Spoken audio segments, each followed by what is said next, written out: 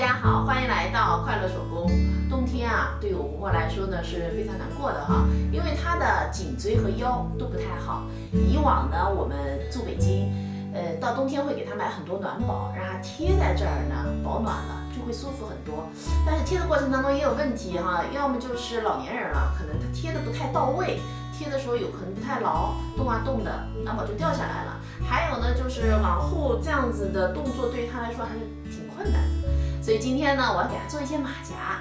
说来也很巧，我和我婆婆的身高体重呢差不多。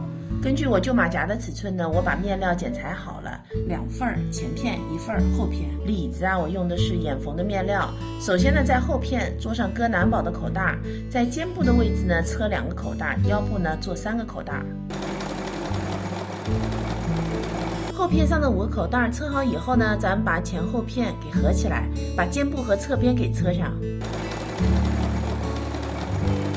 接下来呢，把里子面子叠齐，缝缝是要对齐的哈，然后在缝缝上再车1条，那把刚才的4条边呢再车一遍，这样车好以后啊，咱们的里子和面子呢就不会乱动了。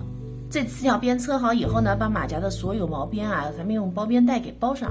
包边包好以后呢，咱们的马甲就制作完成了。后边呢做了这样子的5个口袋哈，我们呢把暖宝放在里边，那暖宝呢就不容易往下掉了。以前暖宝贴的时候呢是要把粘纸给拿下来的，那这样子是不用拿下粘纸的。